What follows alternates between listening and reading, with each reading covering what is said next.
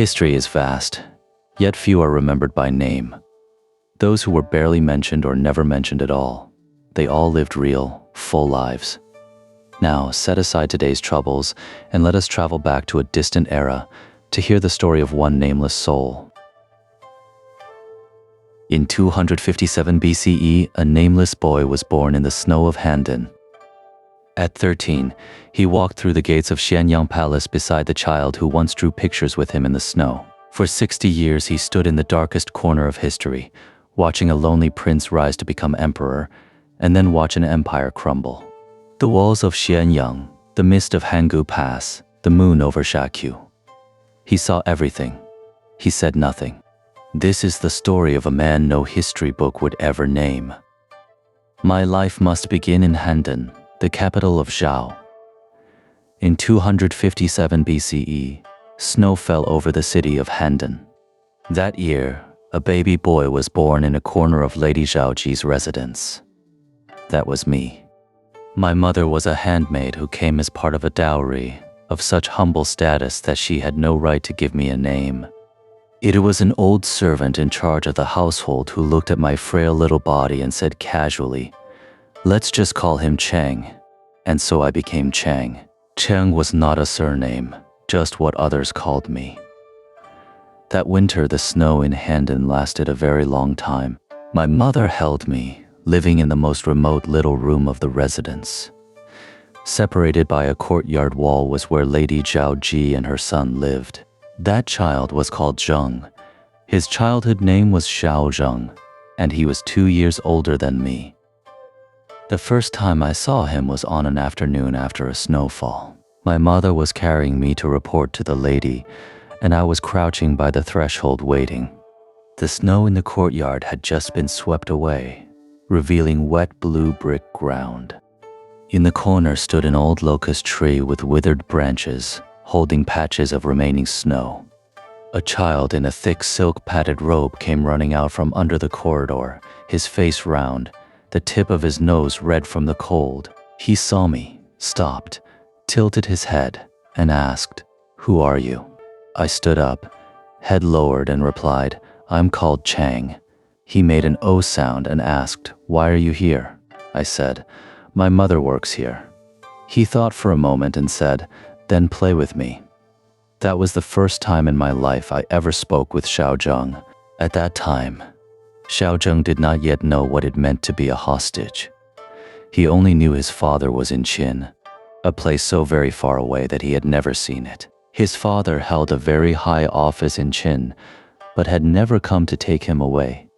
Sometimes, people in Handan would point at his and his mother's carriage and whisper. Xianyang didn't understand what that meant. He just became quieter. I was about 4 then, Xianyang about 6, at an age when children run everywhere. There weren't many children in the residence, and Xianyang had no playmates, so I became his only companion. We played hide and seek together in the courtyard, counted ants together by the wall, and together drew pictures in the snow with tree branches when it snowed. Xianyang's drawings were a mess. You couldn't tell what anything was, but he drew very seriously. My drawings were a bit better. Once I drew a rabbit, and after looking at it for a while, he said, "Like it?" I asked, "Like what?" He thought and said, "Like myself." I don't know why he thought he was like a rabbit back then. It was only later, when I grew older, that I slowly understood. Maybe he felt at that time that he was like a rabbit trapped in a cage, living carefully in someone else's territory. Those years in Handan were not without incident. I remember one year when the atmosphere in the city suddenly grew tense. When adults spoke under the corridor, they always lowered their voices. Occasionally, when someone mentioned words like Qin or Jiao, their expressions would turn unpleasant. I was still young then and couldn't understand what the adults were saying. I only vaguely sensed that something terrible was approaching. One night, the residence suddenly fell into chaos. People were shouting, people were running, torches lit up half the courtyard. My mother picked me up and hid us in the cellar. In the darkness, I heard footsteps outside, the sound of horses' hooves, and the heavy clash of bronze halberds and leather armor on the stone floor. I huddled in my mother's arms, not daring to make a sound.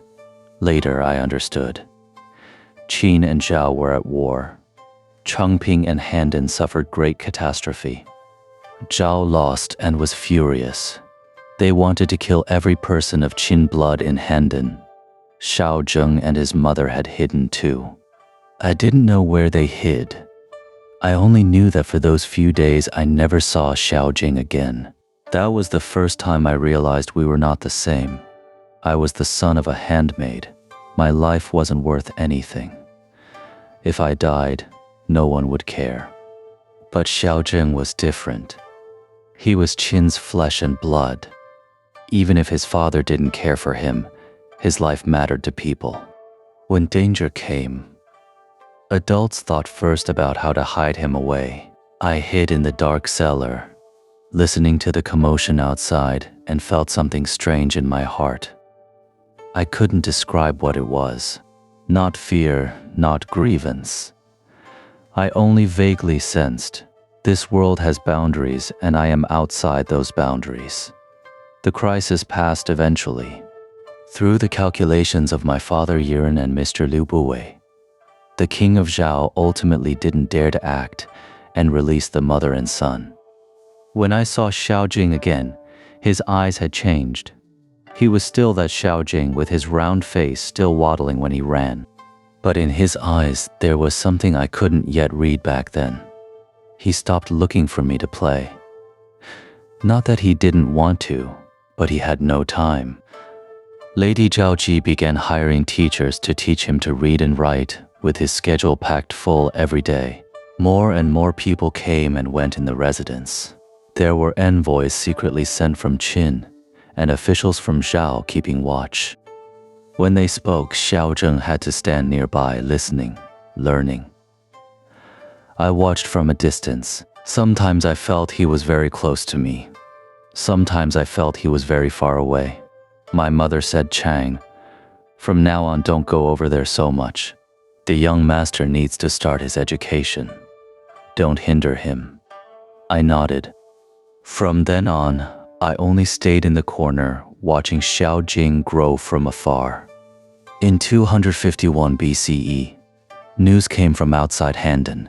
Qin was about to welcome a new king.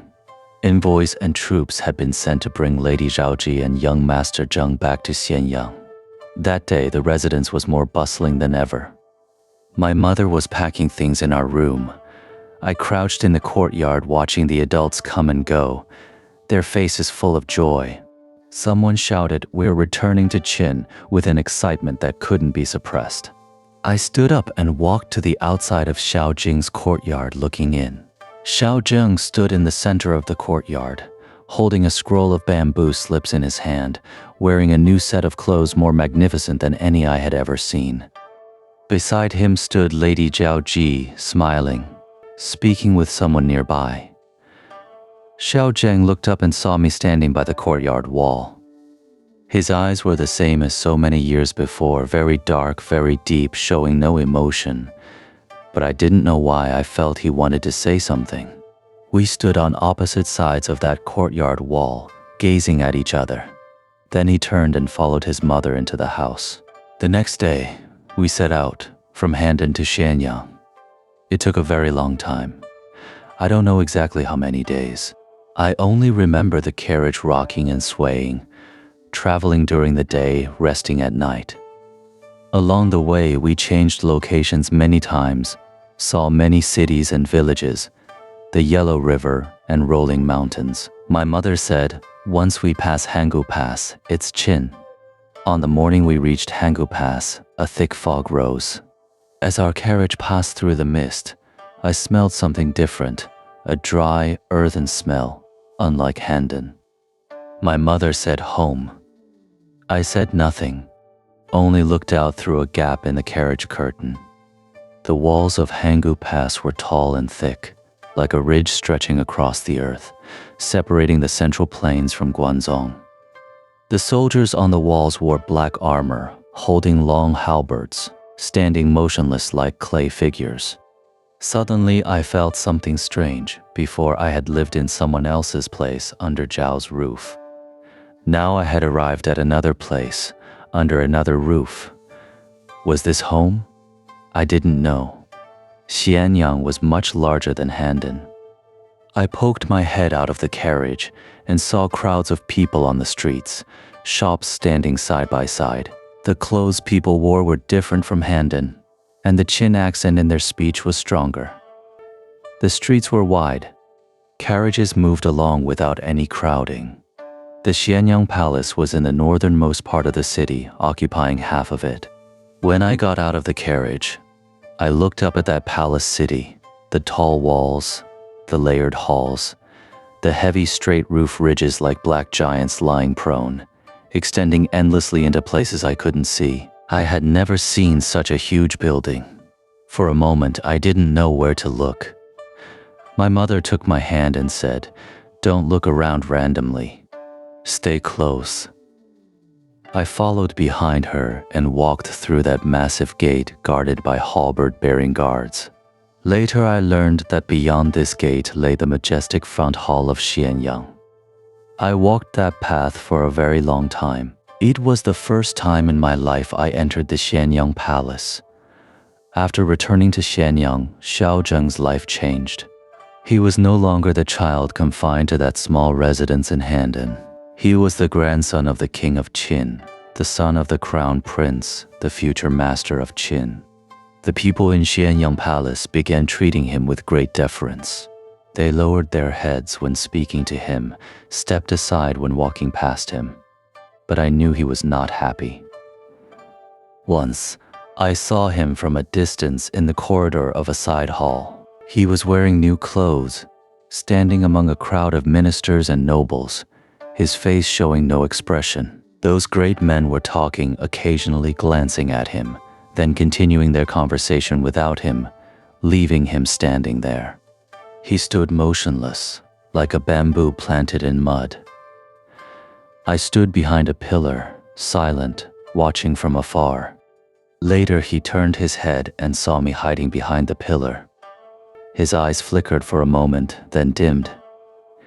He looked away and continued standing among those great men, motionless. That year he was about 12. I was 10. I settled into Xianyang Palace. My mother was assigned to continue her work in Lady Zhaoji's palace. I was assigned to young Master Zheng's side, doing errands and odd jobs. They said assigned, but no one asked if I wanted to. But I did. The rules in Xianyang Palace were many, far more than in Handan. Senior eunuchs taught me which places I could go and which I couldn't, which words I could say and which I must never, under any circumstances, speak. I memorized every word they said, never spoke out of turn, never asked unnecessary questions. The steward said, "This child has a tight-lipped nature," I said. "Yes." He nodded and said nothing more. Thus began my days in Xianyang Palace. In 247 BCE, the sky changed over Xianyang. That year, King Zhuangxiang passed away. Xiao Zheng, from Crown Prince, ascended the throne as the new king of Qian. And I, from 10 years old, turned 11, adding another year to my days by Xiao Zheng's side. One autumn evening that year, Xiao Zheng called me into his side hall study. When I entered, he was sitting by the window holding a scroll of bamboo slips, but his eyes weren't on the book. He was just gazing out the window. Outside was the Xianyang Palace at dusk. The evening glow dyed half the sky red like fire. He heard my footsteps, looked up and glanced at me. That glance was like that snowy afternoon in Handan so many years ago. Very dark, very deep, like two pools of water with no bottom. "Chang," he said, "do you remember Handan?" I hesitated, then nodded. He said nothing more, just turned his gaze back to the window. That evening glow outside slowly faded, turning gray, then black. We sat in silence like that until night fell completely. That was the only time in all our conversations that he mentioned Handan. After the king ascended the throne, he sat on that seat I had never dared to look at before. He was only 13 and I was 11. He sat there, his face expressionless, eyes staring straight ahead. I stood in the crowd far from him, but I felt he was looking at me. Or perhaps he wasn't looking at anyone. After the ceremony ended, I followed far behind him back to his sleeping quarters. He sat by the window, motionless. I stood at the door, unsure whether I should go in. After a long time, he suddenly spoke. "Chang." I walked in, head lowered. "Your Majesty." He didn't look at me. He only said, "Light the lamp." I lit the lamp. The flame flickered, illuminating his face. His eyes were still that dark, still that deep, but I saw something different. Not sorrow, not anger, but a very deep hollow kind of thing, like well water in winter. He said, "You may go too." I bowed and withdrew. Standing outside the hall, I heard a very soft sound from within, the sound of something falling to the ground. I didn't go back in. I knew there were things I wasn't meant to see. The years that followed were like the imperial highway outside Xianyang, straight, wide, extending endlessly into places I couldn't see. I followed the king, watching him grow from a green youth step by step into one who held supreme power. I knew many things, but I never said a word. Talk less, do more, keep your mouth shut. That was my method for surviving a lifetime by his side. In 238 BCE, I was 19. That year, the king was 22, ready for his coming-of-age ceremony. The king set out for Qian Palace in the old capital Yongcheng. Beneath the surface between Xianyang and Yongcheng, undercurrents were already stirring. I watched that young man beside me, seeing that there was no one he could truly trust. I simply stood there, becoming the most unremarkable shadow behind him. The night before the ceremony, I was keeping watch outside the Yongcheng Palace. The night was very still. The wind stirred the lanterns under the corridor. I sat on the steps when I suddenly heard a very soft sound from within the hall. It was the sound of a brush falling to the ground. I gently pushed open the door and saw the king sitting alone in the darkness, the brush in his hand fall into the ground. He seemed unaware of it himself, just sitting there in a daze, staring at the bamboo slip before him. I stood at the door and softly asked, "Your Majesty?" After a long time, he looked up and saw me. His eyes flickered in the darkness. Then he said, "Light the lamp." I lit the lamp. He picked up the brush but didn't continue writing.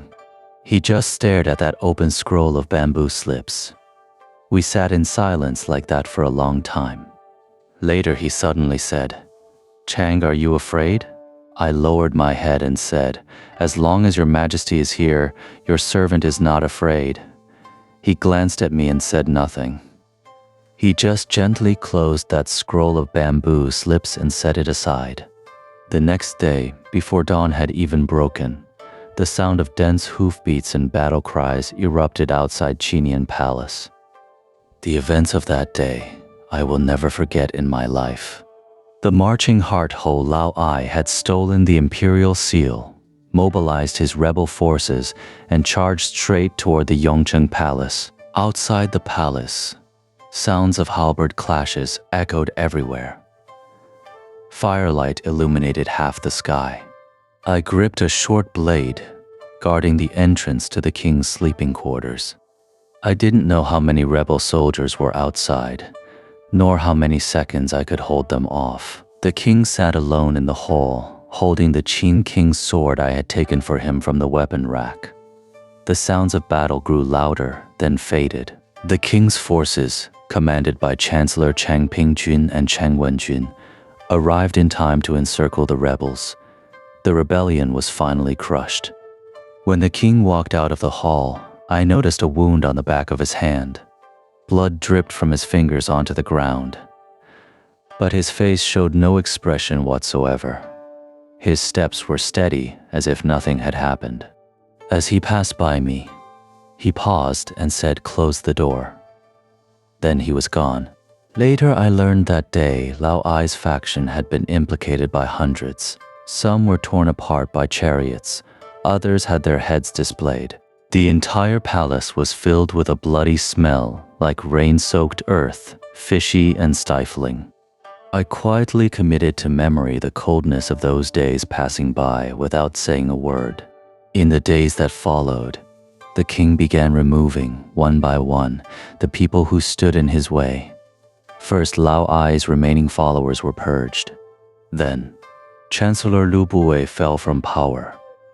On the day Lu Buwei was exiled from Xianyang, I stood at the city gate watching his convoy from a distance. The once great chancellor with 3,000 guests left in utter dejection. A year or so later, news came on the wind from Taiyuan and Shu. He had drunk poison and committed suicide during his exile.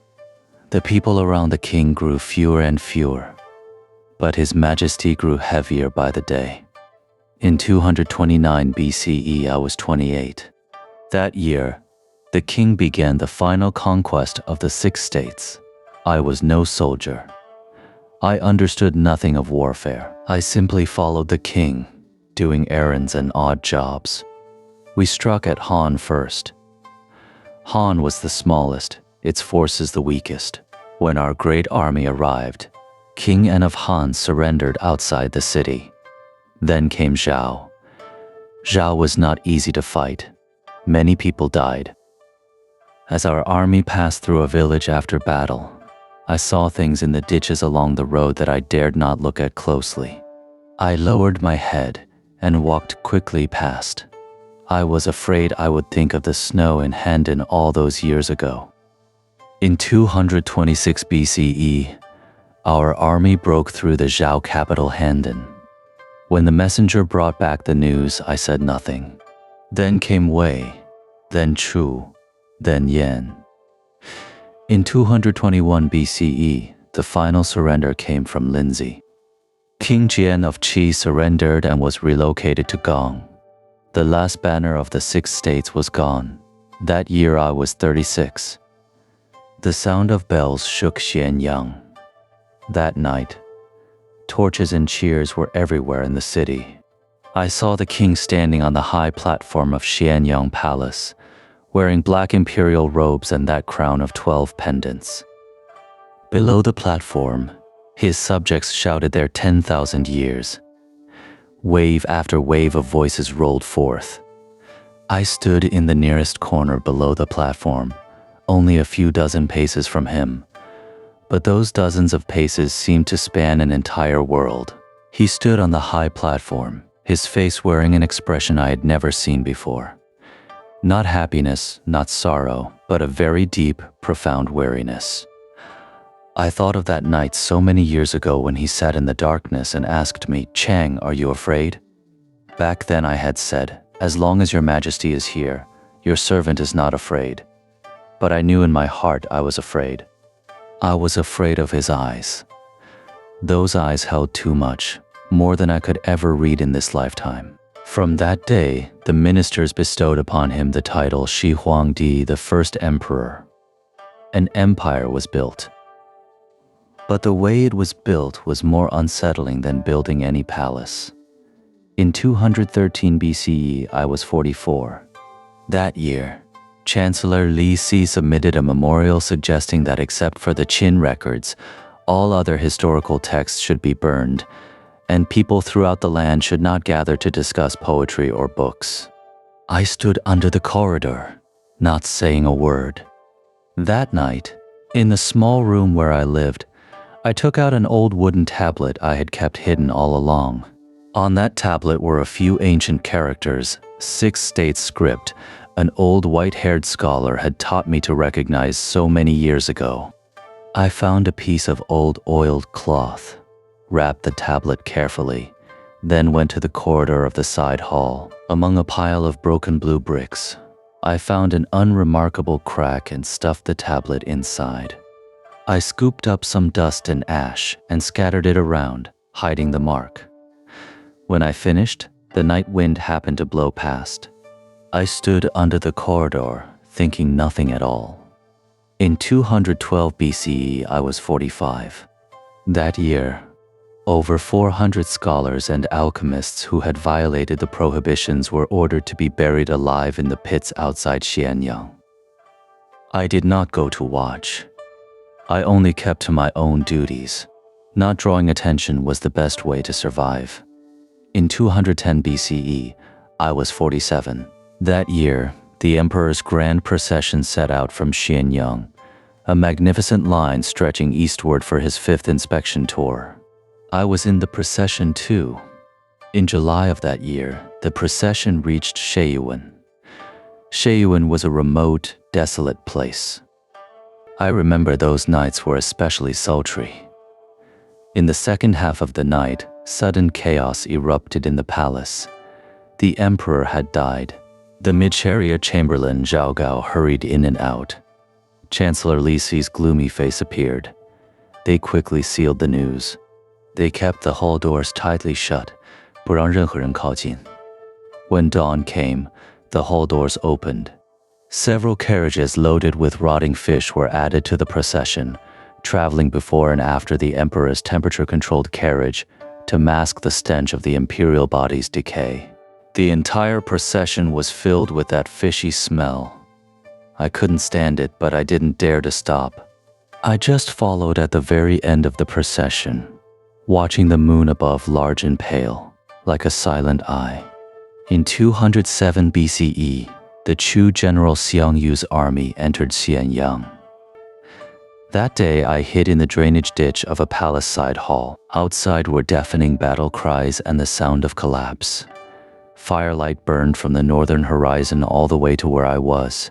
The magnificent complex of Xianyang Palace turned to ash in the flames. Later storytellers loved to say the palace burned for 3 months, but I knew what burned was all of Xianyang, the entire dream of Great Qian. I hid in the darkness, counting the days. Finally, the outside world grew quiet. When I crawled out from the ruins, Xianyang had become an expanse of scorched earth. I stood in the ruins and suddenly didn't know which way to go. The years that followed, I walked east. Finally, I stopped in a small village just outside Xianyang. By then, the world had changed hands. It was now the Liu family's world, the Han dynasty. The villagers didn't know who I was. They only knew I was an old man who had walked out of Xianyang. Sometimes, under the old locust tree at the village entrance, I would tell the children some stories from long, long ago. I talked about the moon in the palace, the emperor's processions. The children widened their eyes and asked, "Is it true?" I said, "It's true." And then the emperor died, I said. And after that, the world changed emperors again, I said. The villagers listened, shook their heads, and dispersed. I smiled too, turned and walked back to my little house, sitting by the window, fa dai for a long time.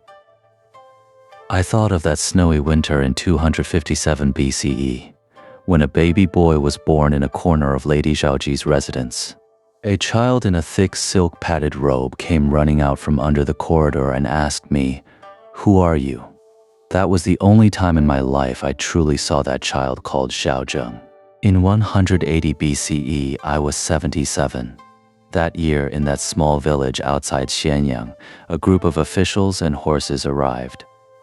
I heard that the princes and ministers in the capital had quelled the Liu clan disturbance and welcomed King Liu Heng of Dai to be the new emperor. The village head shouted excitedly at the entrance, saying the new emperor would govern with benevolence, and from now on the world would be better. The new emperor was called Liu Heng. I heard that the character Heng meant longevity. And long ago that other king had also sought eternal longevity, but he was called Zheng, Zheng meaning upright, yet in the end he broke from excessive rigidity. One was Qin, The other was Han. I thought of long ago in Xianyang Palace.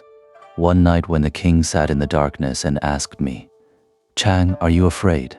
I said, "As long as your majesty is here, your servant is not afraid." The king smiled and said, "You know how to talk." That night I saw him smile for the first time. Not the kind of smile he gave ministers from the high throne. It was a very faint, barely perceptible smile, like something gently stirring beneath the surface of winter well water. I don't know what that was. In all my life, I never knew what that was. That night, I passed away peacefully in my little house. When I went, the wind was just rising outside the window, stirring the old cloth on the windowsill, making soft sounds. When I closed my eyes, I suddenly thought of a very old question. It was from so long ago on an afternoon after snow when a child asked me, "What's your name?" I said I was called Chang. He said, "Chang, I'll remember you." That was the best thing I ever heard in my life. And later the world changed emperors again, I said. The villagers listened, shook their heads, smiled, and rose to go their separate ways. I smiled too, turned, and walked back to my little house, sitting by the window fadai for a long time. I thought of that snowy winter in 257 BCE, when a baby boy was born in a corner of Lady Xiaoji's residence. A child in a thick silk-padded robe came running out from under the corridor and asked me, "Who are you?" That was the only time in my life I truly saw that child. That child later unified the world and became emperor. He built roads, constructed the Great Wall, buried scholars, burned books, erected the E-Palace, toured in all directions. I saw everything, said nothing. In 180 BCE, I was 77. That year, in that small village outside Xianyang, a group of people arrived. I heard talk from the capital that something had happened with the princes. The world was about to chaos again, but then it was quickly quelled. A new emperor ascended. From now on, the world would be at peace. I sat under the old locust tree, listening to the village head excitedly tell these things. The head said the new emperor was called Huang, a good emperor, and from now on the world would be better. I nodded and said nothing. The new emperor was called Huang. One was Qian, the other was Han. One was an ending, the other a beginning. I thought of long ago in Xianyang Palace, one night when the king sat in the darkness and asked me, "Chang, are you afraid?" I said, "As long as your majesty is here, your servant is not afraid." The king smiled and said, "You know how to talk." Then he said nothing more. We sat like that in silence until dawn. That night I saw him smile for the first time. Not the kind of smile he gave ministers from the high throne. It was a very faint, barely perceptible smile, like something gently stirring beneath the surface of winter well water. I don't know what that was. In all my life, I never knew what that was. That night I passed away peacefully in my little house. When I went, the wind was just rising outside the window, stirring that old cloth by my side on the windowsill, making soft sounds. When I closed my eyes, I suddenly thought of a very old question. It was from so long ago on an afternoon after snow, when a child asked me, "What's your name?" I said I was called Chang. He said, "Chang, I'll remember you." That was the best thing I ever heard in my life. His name was never written in any history book, but he lived good night and sweet dreams.